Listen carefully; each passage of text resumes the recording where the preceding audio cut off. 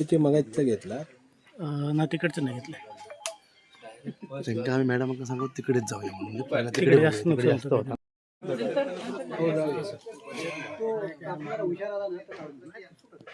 नाही नाही काढता येत नाही. हे उतरावं लागणार आहे सगळं.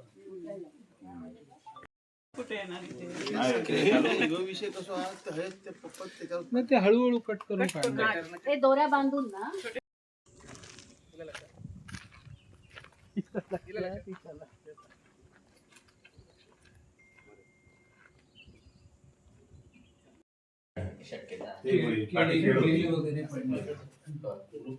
ते झाडांचं नुकसान आहे. सगळे पूर्ण वाढीतच झाले. सगळीच झाडं पडले. आजूबाजूला खूपच काय लोकांचे कौलं उडाली, काय लोकांचे पत्रे फुटले आहेत. म्हणजे बरेचसे म्हणजे माझ्या पूर्ण वार्डमध्ये असं झालंय. प्रत्येक ठिकाणी काय लोकांच्या घरी आंब्याचे फांदे पडले आहेत, काय लोकांचे कलबाचे फांदे पडून नुकसान झाले. खूपच नुकसान झालं. लाईट नाही आहे, कारण लाईटचे पोल पडले आहेत, पाणी नाही, लाईट नाही. घोसावाडी, जेदेवाडी आणि सुतारवाडी ते तर पूर्ण अशी अवस्था आहे की एकही पोल शिल्लक राहिला नाही. सगळेचे सगळे पडले.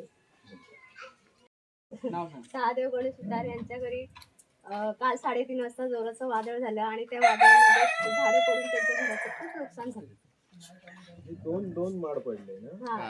एक माळ पडला आणि पणस पडलाय आणि दोन पणस पडल्यात. पाठीमागे पण पडला आणि पुढच्या बाजूने पण. घरात होती माणसं? घरात नव्हती. त्यावेळी आम्ही त्यांना बाहेर शेजारच्या घरात हे केलं होतं, ठेवलं होतं त्यांना. त्या कारण झाडं खूपच म्हणजे असं खूपच वादळ होती, म्हणून आम्ही त्यांना बाजूच्या घरात यांच्या दत्ताराम सुतार यांच्या घरात. मॅडम, मागील 3 दिवस आपल्या सिंधुदुर्ग जिल्ह्यामध्ये वादळी वाऱ्याचा अवकाळी पाऊस पडतोय. काल तर प्रचंड मोठ्या प्रमाणात वादळ झालं. आज आपण कणकवली तालुक्याच्या सभापती म्हणून आपण या ठिकाणी प्रशासनासहित पाहणी करताय. काय पाहणी अंतर्गत आपल्याला आढळले, काय काय नुकसान होते?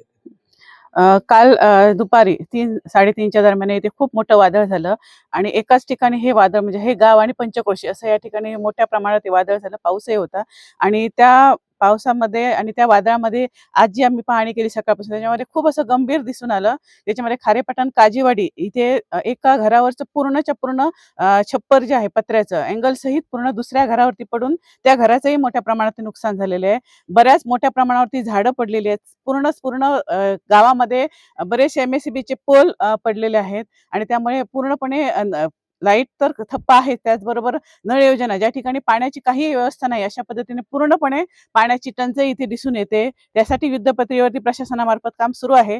आता आम्ही इथे टाकेवाडीमध्ये आहोत. तिथे आपण बाजूलाच बघतोय की त्या ठिकाणी एका ते आवास योजनेचं घर आहे आणि त्या घरावरती एक मोठा फणस पडलेला आहे. पूर्णपणे त्या घराचं नुकसान झालेलं आहे आणि ते पूर्णपणे घर राहण्यायोग्य राहिलेलं नाहीये.